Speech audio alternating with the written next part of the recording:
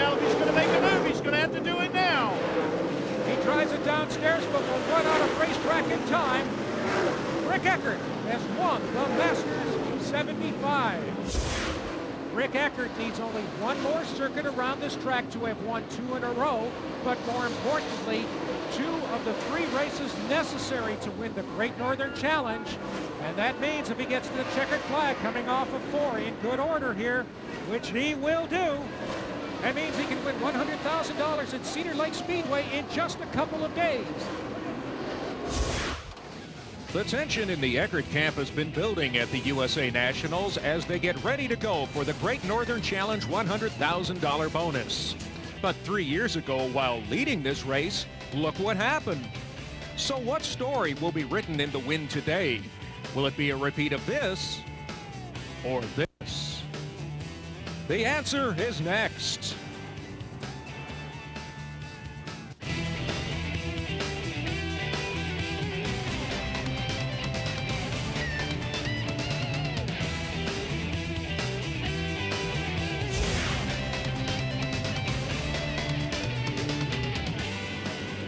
What a difference a day makes. 3 inches of rain last night forces a daytime event, a very rare occurrence in the Pro Dirt Car Series.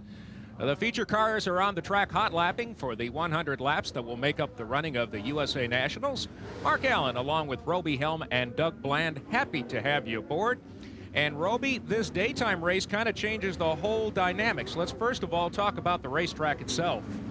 Well, Bob Cook and his crew here at Cedar Lake Speedway that work on the racetrack have done a fantastic job. We got here early this morning.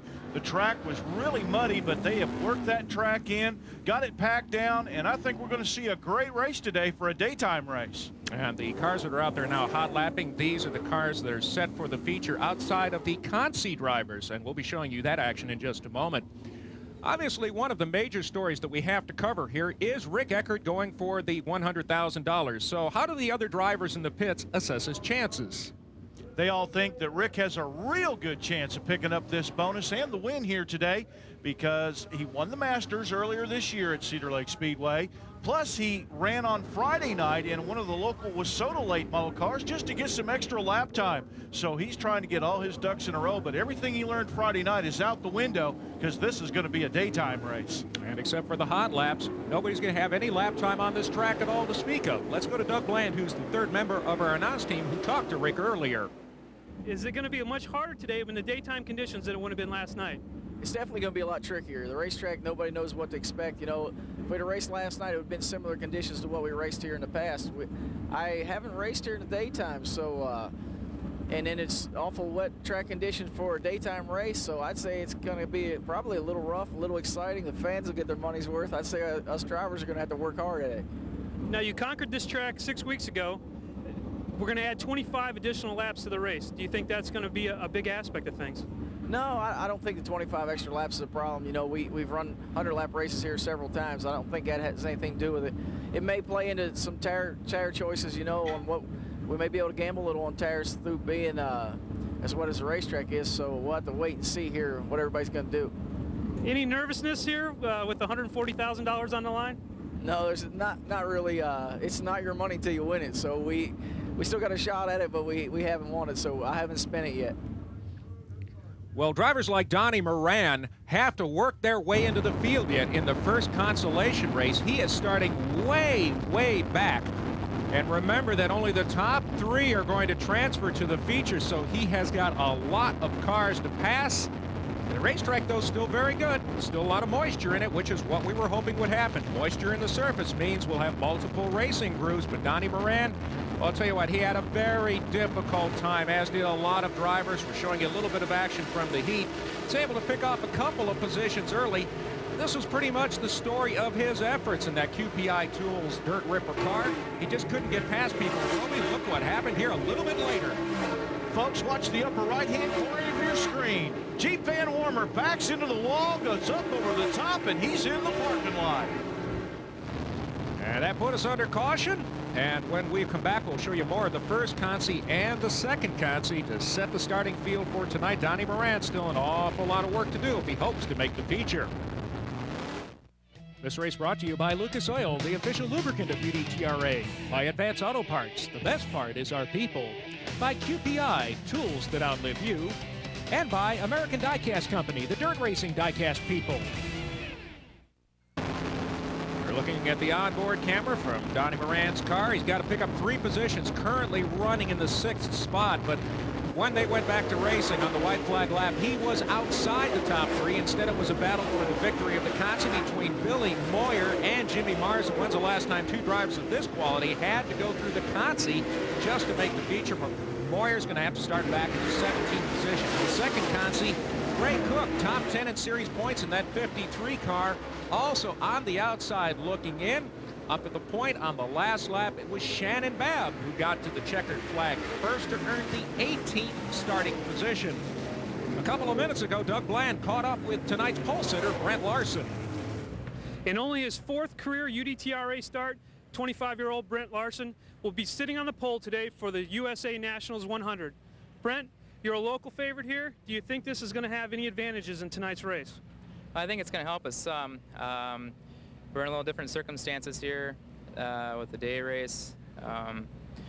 You know, we're kind of, everybody right now is guessing, and I think it's going to help us some. We're going to know what the track's going to do a little quicker than other people will. It'll help us some, but we are a little less experienced with these kind of races, and it'll probably all even out, I think. Now, elaborate a little bit on the daytime racing. How do you think that's going to change in a 100-lap feature? Well, I'm kind of hoping it stays overcast here. Looks like the clouds are breaking up some. With as wet as things are and everything, I'm thinking that'll probably all even out too. I don't think we're going to see rubber. I hope not. And if we don't, then it should be a good race, and it should be a pretty equal playing field, I'd say. How's this for one of the best seats in the house? Yes, Speed Channel is indeed pleased to be here. Coming up next, the grid and the green for the USA Nationals. Stay with us. 3/8 mile Speedway has absorbed water very well. 3 inches of rain last night. That lake was already in the infield before last night. We should point that out. Taking a look at tonight's starting field, Brent Larson on the pole from Maplewood, Minnesota in his Chevrolet. Next to him, Rick Eckert from York, Pennsylvania, the Cameron Car Corner Ford. On row 2, a former winner of this race, Scott Bloomquist from Mooresburg, Tennessee in the Miller Brothers Cole Ford. Next to him will be Dale McDowell, the defending race winner from Rossville, Georgia, the Larry Shaw Race Cars Pontiac Grand Prix. Inside row 3, Dan Schleeper from Pewaukee, Wisconsin, the Pro Power Racing Engine Chevrolet. Outside of him, it's Randall Chubb from Mooresville, North Carolina, the Scotty's Restaurant and Winery, Park, Ohio Grand Prix. Row 4 on the inside, Steve Francis from Ashland, Kentucky, the Valvoline Mopar Parts Dodge Intrepid. Outside of him, Darren Miller from Chadwick, Illinois, the Napa Auto Parts Chevrolet. Starting on the inside of row 5, it will be Freddie Smith from Knoxville, Tennessee, the Christenberry Trucking Chevrolet. Earl Pearson starts 10th from Jacksonville, Florida, the Dunn Benson Ford Lucas Oil Ford Taurus. On row 6, it's Jerry Radetsky from Eau Claire, Wisconsin, the Champ Pans Monte Carlo.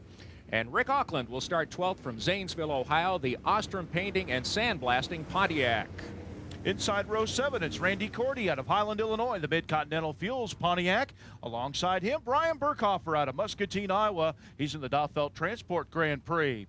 Row number 8 on the inside, Lucas Oil Rookie of the Year candidate John Anderson from Omaha, Nebraska, the Tender Heart Treasures Pontiac. Alongside him, Matt Miller out of Waterville, Ohio, the McCullough Motorsports Grand Prix.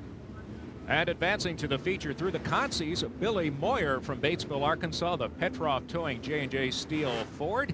Shannon Babb will start 18th from Decatur, Illinois, the Car City Chevrolet. On row 10, it's Jimmy Mars from Elk Mound, Wisconsin, the Jimmy Mars Racing Chevrolet Monte Carlo. And Dwayne Hommel from Newport, Tennessee, the Miller Brothers Cole Chevrolet.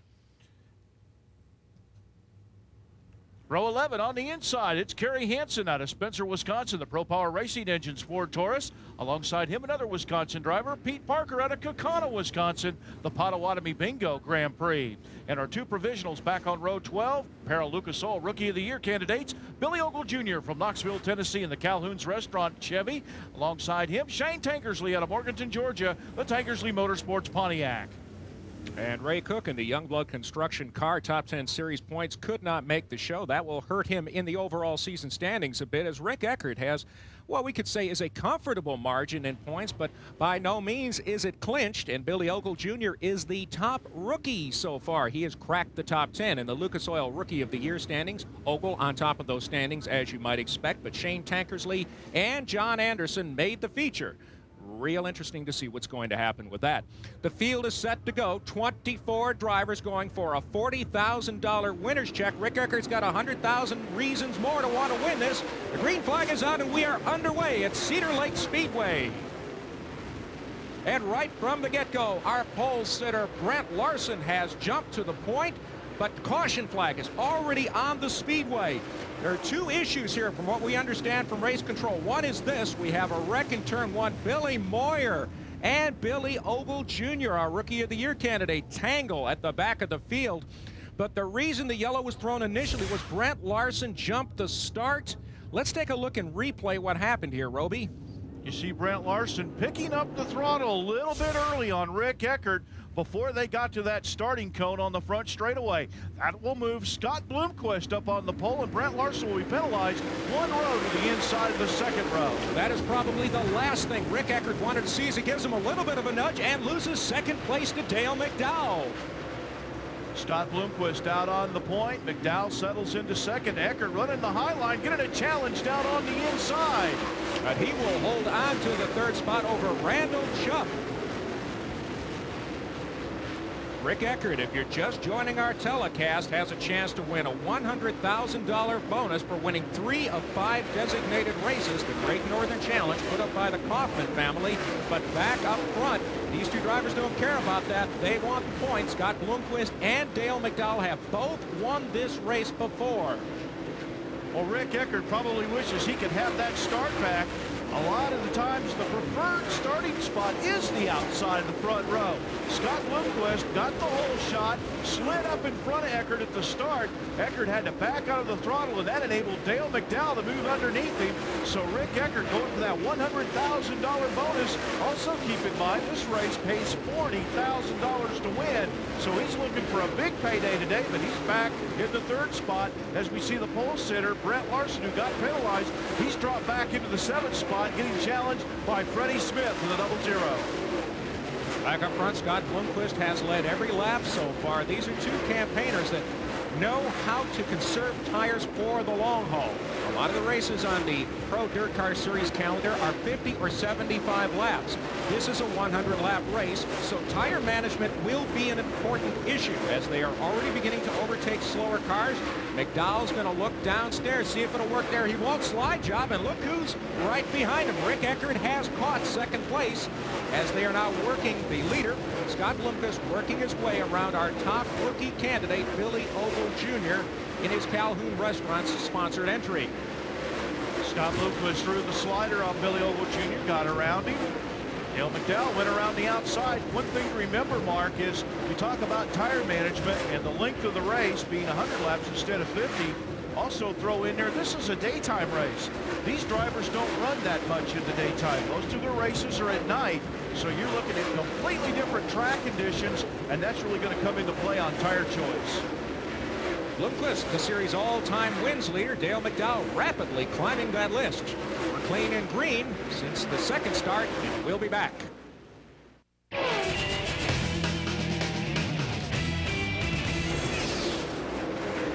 One of the standout races on the UDTRA Pro Dirt Car Series calendar is the USA Nationals, and that's where we are watching Scott Bloomquist stay on the point as he has since the second start. He just passed Pete Parker moments ago. Rick Eckert has passed Dale McDowell just a few moments ago to move up into the second position.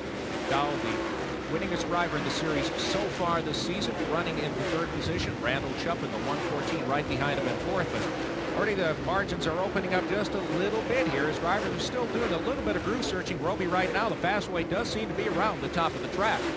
That's right, Mark, but there's Steve Francis running in the top 5, trying to work his way through traffic. But look at that cushion up at the top. It's getting real thin up there and real tall.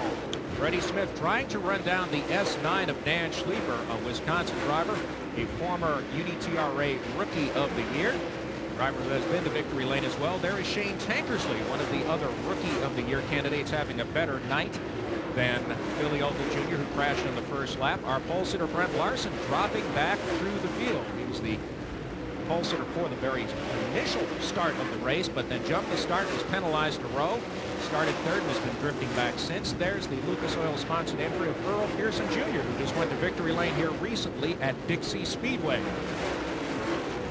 Also saw a glimpse there of Brian Burkhofer, picked up his third win of the season just a couple of days ago at East Moline Speedway in East Moline, Illinois. We got a battle for the lead. Rick Eckert trying the inside on Scott Bloomquist. And it looks like he's got it. Bloomquist up into the fence. Keeps going. Contact. Yeah, it doesn't look like too much damage. Bloomquist sliding up the track and almost contact for the lead.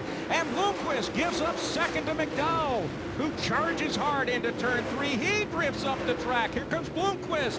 They won't touch, and I don't think McDowell got in the fence, but if he didn't, it was by a razor-thin margin. But he does slide just up against the wall in turn 1. That cushion, just like you mentioned, Roby, is going higher and higher, and we've got trouble on the speedway. Randall Chupp, who had been running fourth, and Brent Larson just got into the back of him. What happened there? Brent Larson, probably with no place to go, got on the binders and getting a little slick out there, got into the back of Randall Chupp. We saw Chupp go into the corner. He jumped that cushion. You'll see it here. Well, here's the replay for the lead. As we mentioned, Bloomquist up into the fence, and then what a slide job. And I don't know if he realized just how close he came to Rick Eckert. I assume he was looking to the right, but when Eckert slid by, that wall closed in a great big hurry. Randall Chupp on the hook behind the wall. Looks like he is clearly done for the night. The track is clean. We go back to green. A double file restart with Rick Eckert on the point. Everybody else goes double file. The outside lane, as we suspected would be the case, is the fast way. That means McDowell is second, but look at Steve Francis in that Mopar sponsored entry. Trying to move up to the second spot, will slide back into third for the moment. Scott Bloomquist, the big loser on that restart. He restarted in the second spot. Dale McDowell got around him on the outside, and then Francis threw the slider in 3 and 4, got around him for third. Now Bloomquist trying to return the favor. Let's see if he goes down to the bottom. Nope, he'll stay up on the high side right behind Steve Francis. Well, he didn't like what he saw when he went down to that bottom group going into 1. Right behind them, Freddie Smith sitting 6th in series points.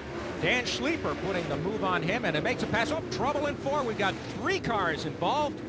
Looks like the 15 of Brian Burkhofer, Shannon Babb, and Kerry Hansen. Doesn't look like the damage is too serious. Maybe the most affected car is Brian Burkhofer. Just mentioned he just won the most recent race, so he's got a real challenge to get back to the point tonight. I think we've got another look at what happened from our Speedy Cam, and maybe we got a better sense of why we're under caution. Burkhofer spinning down on the bottom of the racetrack, came clear across the track, and a lot of drivers doing a nice job to keep from getting into Berkey. And also Jimmy Mars got clipped in that, but he'll continue. We'll be back with more in a moment. Moments ago, under caution in the pit, Scott Bloomquist making a major strategic change in tires.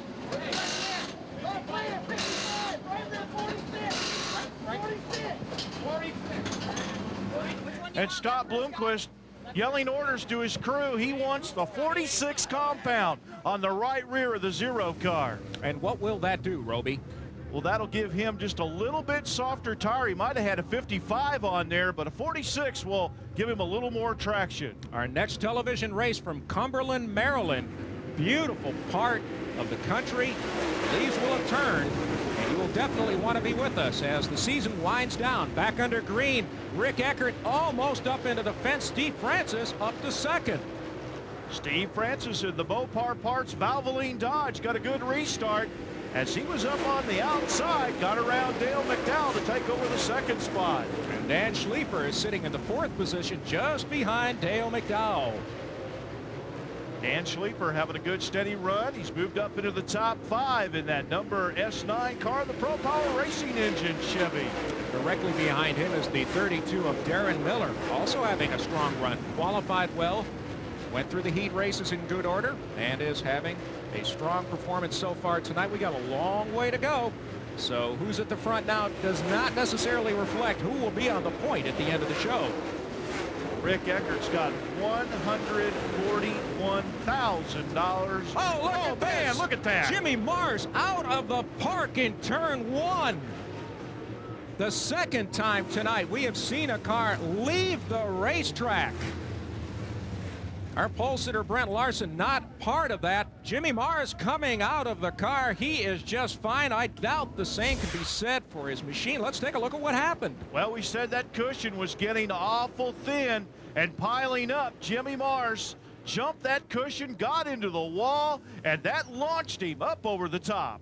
And let's go down to Doug Bland, who's with him. Was it just the groove just gets getting higher and higher? Yeah, I got a little higher, and then with the double file restarts, you got to just try to make something up. You're getting blocked all the time, so just trying to make something up, and I guess I got in too hard. Looks like you guys are done for the day. Oh yeah, it's not in good shape.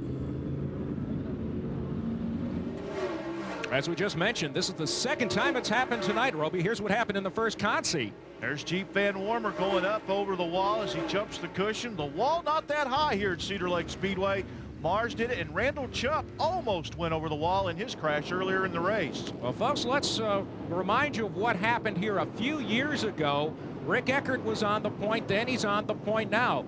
Eckert had a strong run right from the get-go in the '99 USA Nationals with Scott Bloomquist applying all sorts of pressure.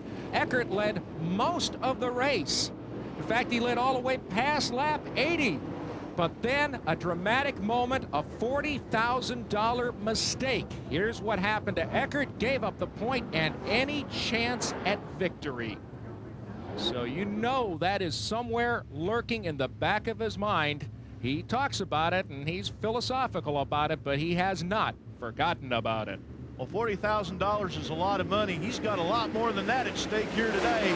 A $100,000 bonus if he could win the race, plus $40,000, and then a $1,000 bonus if he could pull it off from Mudslinger Magazine. So that totals up $141,000 if Rick Eckert could win it. But here comes Dale McDowell. He wants the $40,000. McDowell has won it before. When it's big money races, Dale McDowell always seems to step his program up just that much more. And the track coming in real well. It's slicked over from top to bottom, and we've seen several drivers dive down to the bottom. They go to the corner up high, turn the car hard left, try to go down and pull off what they call the slide job and slide up in front of the car they're trying to pass. We saw Scott Bloomquist try it earlier on Rick Eckert and didn't quite make it. Dale McDowell is trying one lane lower. Let's see if he can make it work this time. Is he going to do the slide job? Not really. Can't quite get the set he wants, but Rick Eckert is using every bit of the racetrack. Here comes McDowell downstairs yet again. This time he's got him at the start-finish line, no doubt about it. For the first time tonight, Dale McDowell is on the point. And he's going to try to slide up in front of Eckert coming off the corner, but just doesn't have enough room. These drivers not running rear view mirrors or radios, so they've got to do that slide job by feel. They don't have a spotter telling them when they're clear. The only way they can really know, aside from feel, is they can hear the race engine next to them. The louder it gets, the closer the car is. That's really about the only way they know where traffic is around them. But look at already, McDowell has opened up a 3-car length advantage, and I'll tell you what, Eckert's looking mighty loose coming off turn 2 and at the start-finish line. Well, Mark, we still have a long way to go in this race. Depending on the tire choice that Eckert made, he may just want to sit there and conserve those tires, and he might know what Dale McDowell's running because Rick Eckert, Dale McDowell, Steve Francis are battling with him for second. They all pit together and work together, so they may know what each other's got for tires. And Steve Francis came very close to getting into Eckert, did not. But I'm sure everybody's heart beat a little bit faster because Eckert had to know he was there. They were side by side sliding through the first corner. These are also two of the contenders. In fact, the top 3 drivers are all part of the national championship chase. Jimmy Mars was sitting in the 3rd position, but he is out of tonight's show. So that looks like Dale McDowell is actually going to pick up some more ground. These are the top 2 in the series points, and they are side by side entering the 3rd turn again. And again, Steve Francis, he's going to try to slide up in front of Eckert, and he will, coming off the 4th turn. Steve Francis has been to victory lane this season. Qualified one. We got problems over in turn 2. Earl Pearson Jr. has spun. Tough break for Earl Pearson Jr. up in the 5th spot in the point standings, driving the Lucas Oil Dunn Benson Ford Taurus. And he will be able to continue. All 4 tires appear to be up, but this may mean some other drivers go to the pits to take a look at tire choices. Scott Bloomquist has already made changes under yellow. Let's take a look and see what happened. Earl Pearson Jr. trying to get underneath Brian Burkhofer, ran out of real estate, had to get out of the throttle, and when he did it, the momentum of the car just made the back end come right on around. Drivers going down low, no problems there, but up high, Scott Bloomquist slides by. No problems. We're under caution. We'll be back with more as we approach halfway of the USA Nationals. Stay with us. Part of the reason Earl Pearson may have spun is he didn't like his tire choice. He just went to the pits, changed rubber. Scott Bloomquist went back in the pits yet again. Billy Moyer went in the pits, but he is not coming back out. He has parked it for the night. He just can't get a handle on his car after that early wreck on the very first lap. The shootout, the Hardy Shootout, is all that is left on the UDTRA calendar. The second weekend of October. Tickets are available. Check it out at Dixie Speedway. The national championship could go down to the very last lap. Folks, it can happen. It did last year. Rick Eckert by 1 point beat Steve Francis. So every single position at every race critically important for the big picture. And Rick Eckert just picked up a spot on Steve Francis on the restart. There we see Brian Burkhofer moving back up through the field after an earlier spin.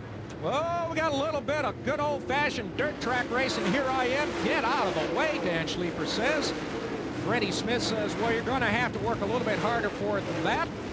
Looks like Schleifer can run around the bottom of the track, and that's one of the few cars at this point in the race that seems to be able to do that. Well, we see quite a few guys now trying to find the bottom. You see John Anderson down there in the 1K car. Burkhofer down on the bottom.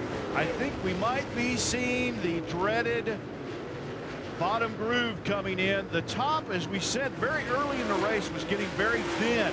I think a lot of drivers then tried to move down to the middle. We saw a lot of slide jobs, and now I think we're seeing everybody as we close in on the halfway point of this race trying to get right down on the bottom of the racetrack. They're looking and seeing where the fastest groove is, and that seems to be where it's at. And John Anderson in that 1K car, the Tender Heart Treasures entry, is in line for possibly 2 different awards tonight. He could win the Lucas Oil Rookie of the Race. He's the top rookie so far, but he's also marched through the field well to get into the top 10. It could win the Advanced Auto Parts Hard Charger Award, but look at this, charging for second. Francis got around Eckert a few laps ago, but on the double file restart was in the wrong lane. Now he's trying to do it at speed. Well, before the last caution, they were throwing the slider. Everybody driving to the bottom, trying to slide up. And now everybody's running down on the inside. So you can't pull that move unless you're going to drive it down through the infield. And that doesn't work very well here at Cedar Lake Speedway. Dale McDowell in the Larry Shaw Race Cars sponsored entry. He was all by himself, a 2.4 second lead. Now Freddie Smith is trying to hold position over Rick Auckland in the 12, and Shannon Babb, who was also caught up in that 3-car incident on lap 26, is also working his way forward. Freddie Smith had a terrific Masters race, finished in the top 3. But back up front, Dale McDowell, he's won 7 times this season, but is only 4th in the series points, and we ask him why so far back.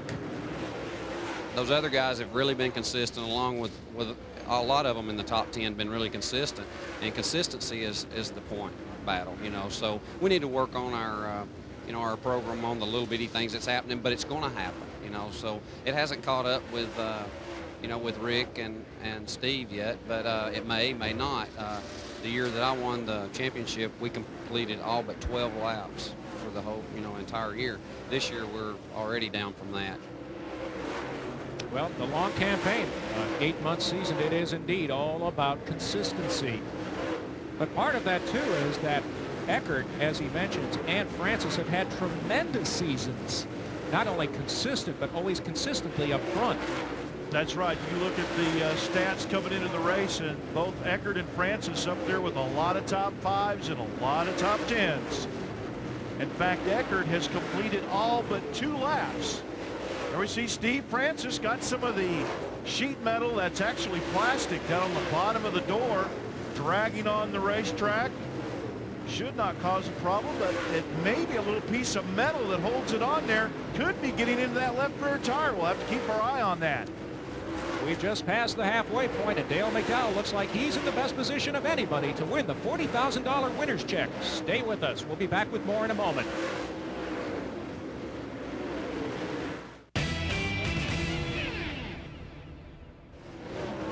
Welcome back to Cedar Lake Speedway. Mark Allen, Roby Helm, and Doug Bland. Happy to have you along for one of the biggest paying races on the Pro Dirt Car Series calendar.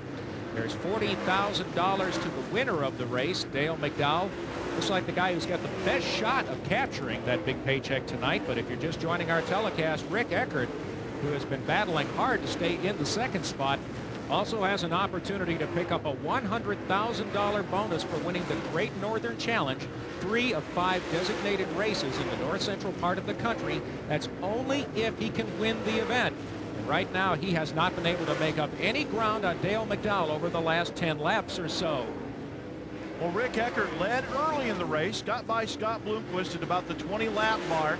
Steve Francis right up there with him. We got the point battle going on at the same time with all this other stuff going on. Brian Berghofer fourth after an early spin.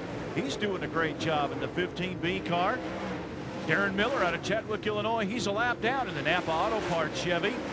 Back in the 5th spot, Dan Schleifer in the S9 car, the Pro Power Racing Engine Chevrolet. Kerry Hansen also a lap down at car number 25, the Pro Power Racing Engines Ford Taurus. John Anderson is having a terrific run in the 1K. He's got a chance to win either the Lucas Oil Rookie of the Race or possibly the Advanced Auto Parts Hard Charger Award for making up the most positions. There's Freddie Smith in the Kristen Berry Trucking entry. Right behind him, Rick Auckland. He's in the Ostrom Painting and Sandblasting machine. Then Shannon Babb running in the top 10. Had to transfer through the consolation race. He's in the Car City Company, Ford Taurus. Shane Tankersley in the T31, one of our Lucas Oil Rookie of the Year candidates, having a pretty strong run. Might end up with that award based on how well John Anderson ends up doing. And there's Scott Bloomquist, who's been to the pits a couple of times after leading early to change tire compounds. Clearly not happy with the way his car was performing, but he's really not making up any ground. Right behind him is Earl Pearson Jr., who spun to bring out our latest caution, and that was on lap 36. We're good 45 laps deeper into the race now, so everybody's starting to look down the road here going, okay, it's getting down to these final laps. Now we better show what we've got, if we've got anything left. Our next TV race from the Rock, Allegheny County Speedway in Cumberland, Maryland. 1 week from tonight, October 17th, so be sure you join us for that. On the banks of the Potomac River. Beautiful sight. Seeing the racetrack, good country. Whoa, a little bit of contact there. Dale McDowell, the closest call he's had all night. That was with Shane Tankersley. Well, Dale McDowell had to get up on the steering wheel a little bit as he has got a big lead over Rick Eckert running all by himself. The track now basically one groove, everybody running around the bottom, and let me tell you why. If you look at the racetrack and look at the color, you can see the lighter color brown about a car width up from the inside of the racetrack. That's the sweet spot of the track. That's where everybody can get the best traction with the tires they got on these cars, and that's the fastest way around, so that's where everybody's running. Steve Francis has won twice this year. We asked him why he's not winning more. Well, you know, we've eliminated the motors, the cars. I guess we're going to blame it on the driver right now. You know, that sounds like the best thing. You know, I'm still going through a lot of things with adapting to driving for somebody instead of, you know, driving for myself. And, you know, also the situation that, you know, we went through, not making excuses, but with the situation I went through with my brother and everything, you know, that's coming up on a 1-year anniversary. And what he's talking about is the sudden passing of his brother and crew chief, Chris Francis, last August. And since then, Steve Francis has combined his team with the team of Mark Richards at Rocket Chassis out of Chinniston, West Virginia. So he's in the Rocket Chassis house car. Steve Francis has brought his engine program to that operation and his sponsor, Valvoline and Mopar Parts. And UDTRA.com for all the latest information about your favorite drivers, the point standings, upcoming events. So far, we've had 7 television races. We've still got 3 to go. I hope you've enjoyed what you've seen so far. The response has been terrific. Talk about terrific. Here's a guy who's having a terrific run. He has led the most laps tonight. Dale McDowell trying to pick up his 8th victory of the season. Dale McDowell looking for his 2nd straight USA Nationals win. $40,000 going to the winner. And he's sitting there riding about a full straightaway ahead of the 2nd place driver, Rick Eckert, who is not being able to gain any ground on the race leader. And Rick Eckert going for that $100,000 bonus if he can win this race. Now Dale McDowell sitting behind Earl Pearson Jr. in the 1P car and Scott Bloomquist in the 0 car. Does he sit there and be cool on his stool and just sit there and ride, or does he try to push the issue and try to get around those cars like Rick Eckert did 3 years ago? Got into trouble, spun, lost the race. Well, John Anderson has been able to move through the field smartly, so we know that it can be done. It's just that if you're Dale McDowell and the 2 cars in front of you are running in the groove that you want to be running, the question is, how far out of line do you dare step? At what point do you lose traction, slide up the speedway possibly, and give somebody else the opportunity to get past you? And that somebody else in this case is Rocket Rick Eckert, the series points leader. And you see the margin there, 2.3 seconds on our stopwatch, so it's really not closing up at all. Eckert's going to need some help if he has any hope of winning this race, because Dale McDowell is dialed in, as they say. Well, even with Dale McDowell sitting there riding behind Earl Pearson Jr., he could probably go faster. But scrub Rick Eckert is running just as fast as he can go, trying to catch him. With a 1-groove racetrack, once you get there, what are you going to do? We got caution on the track with just 8 laps to go, and Scott Bloomquist is trailing a plume of smoke and laying oil down at the speedway. We'll be back. And we're back with you from the USA Nationals at Cedar Lake Speedway. You can see the track crews working up in the upper right-hand corner of your screen. Scott Bloomquist put a lot of oil down on the racetrack as we get set for the restart. Trying to roll that oil into the speedway. A single file restart because this is a 1-groove racetrack at this point. So let's see if that oil has any impact on any of the cars. They may all be tiptoeing through those first few moments, but Dale McDowell got a terrific jump on the restart and has already opened up a 4-car length advantage over 2nd place Rick Eckert. Heading back down into turn 1, up the speedway, sliding, he's sliding higher. Rick Eckert gets underneath. Will he hold it? Yes, he does. Here comes Francis, but Francis will back into line with 7 laps to go. Rick Eckert has gone to the point. And that could be a $100,000 pass for Rick Eckert. Dale McDowell just got out of the sweet spot, slid up the racetrack. He had opened up a 4-car length advantage on Eckert, but now Eckert out in front in the closing laps. Can he hang on? Again, we have oil in turns 1 and 2. Scott Bloomquist ran over some debris on the racetrack, punched a hole in the oil pan. That's how it got down on the racing surface. And Rick Eckert now opening up a 5-car length advantage. Let's take a look at the decisive moment of this race.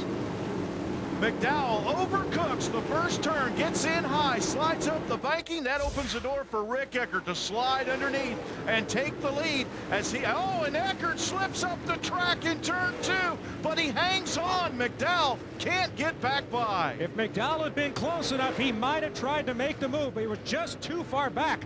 But that slip has allowed the 17M driver to close up. This is it. We're down to the money laps, and there is some huge money on the line. Rick Eckert looking for $141,000, and Dale McDowell in his own right looking for the $40,000 top prize of the USA Nationals for the 2nd year in a row.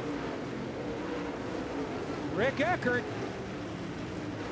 knows McDowell is there. When they get in the corners, he can hear that motor up close by him, but Eckert is able to get up off the corner better than McDowell. McDowell knows the only fast way left around this track is right smack down on the bottom. Eckert is holding that down. Rick Eckert's going to have to make a mistake if Dale McDowell hopes to win this race. Eckert did slide there just a couple of laps ago. We are down to it. 15 seconds to go for a huge payday for Rick Eckert. Can he hang on? Will Dale McDowell make the move, try to change the outcome on the point? He will not be able to do it. And Rick Eckert, the biggest payday in UDTRA history. You have just seen it here on Speed Channel. And we will be back in a moment to talk to the winner. This race brought to you by Lucas Oil, the official lubricant of UDTRA. By Advance Auto Parts, the best part is our people. By QPI, tools that outlive you. And by DirtWearMall.com. Log on for your favorite driver merchandise. The race went off a day later than expected, but boy, was it worth the wait.